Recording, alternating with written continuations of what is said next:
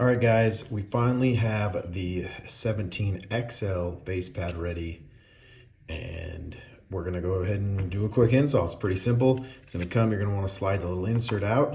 You got the base pad off the 17 round mag. You're gonna slide the bigger piece over top, boom, push it up all the way. This little guy fell off. We're just gonna clip it back on. And then you're just gonna push it down from the back, boom. Push that down with one finger and then slide this in. Kind of keep your finger on that till you can let go. Go ahead and let go, boom. You should hear it click. It's not gonna be flush, but you will have it click. If you need to fidget with it to get it in there, do that. Boom, done. Get it apart, same thing in reverse. Push that out, slide, and boom, take it all apart. For some reason, this little spring plate's just coming off every time. Not sure why. But there we are. Gonna go ahead and put it back together and show you what it looks like in the gun. There we are, boom, boom, boom. We've got our 365 XL with a Norso slide and the Holosun EPS carry, the MRS version with the solar backup.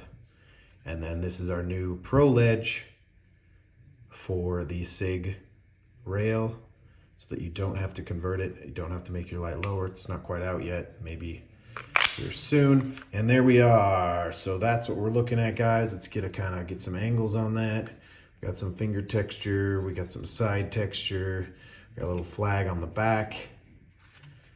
Boom, boom, boom. We've got logo and some color fill ID on the bottom, like normal. So that's what we're looking at. Let's go ahead and throw it in the other frames. All right, so real fast, it will fit the Wilson Combat. It leaves a little bit of a gap. Yes, we do have a design for the Wilson Combat one so that it's flush, but again, that is in development with no ETA at this time. Boom, let's go ahead and try not an Icarus, a Mischief machine.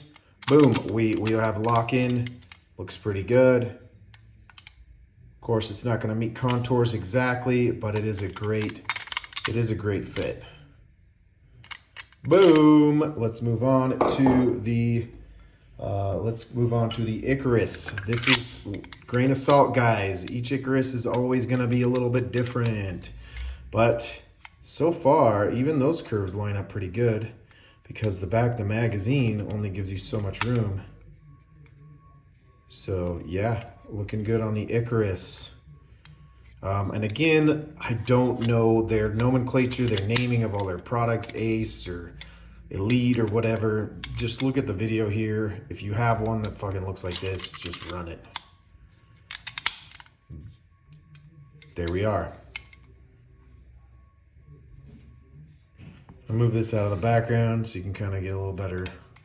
That's the Icarus. I have another Icarus that's not as fancy. This one feels something like something's jammed, like the magazine. Okay, there we go. It's a little bit tighter fit, so may or may not work if you have this older style Icarus grip. I did have to kind of slam it in there. May or may not work. Up to you. We do have another Mischief machine. This is their newer series with the back strap. Oh, I don't have a mag catch in here. So I'm gonna go ahead and install a mag catch. All right, guys, yeah, it works great. So it works great in both the Mischief ones with enough room that I know for sure it's gonna lock in. The Icarus ones are a little bit iffy. So we will try to confirm and put it in the product description, but some of these do not. I wouldn't get it if you got this. Older style, the newer style, it is a go. Boom. So there we are, guys. That's what it looks like in all of the frames on the market.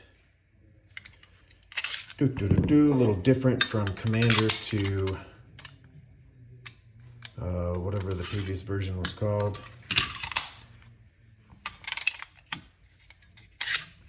There we go. All right, so there we are, guys.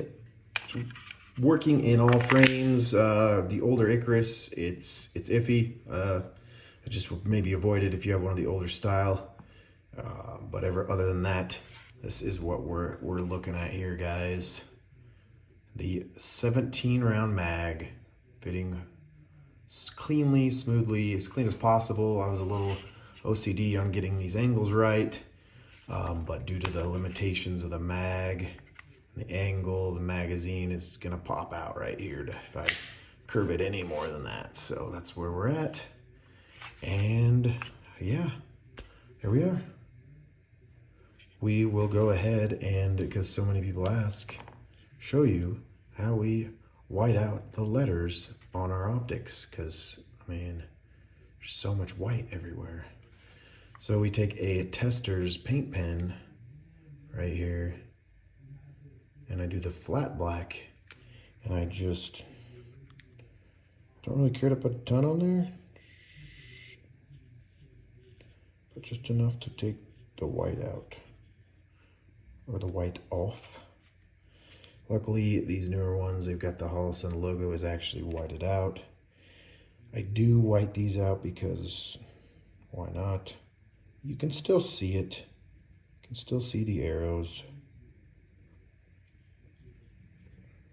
And then while I'm here, I'm gonna put a little mark on there just so I know that's where it was Loctited in at. So boom, and you can go ahead and do it on the light also. Same way. This one I lasered because it's a prototyping light. Boom! Little bonus for you guys. Again, go ahead, like the video. We're not monetized. We don't really care about that, but for the algorithm to let other people know. Guys, go check out the 17 XL from Tactical Development. Boom! It helps us, so we appreciate it. Like, subscribe, share, anything you want to do. Don't do anything you're not comfortable with.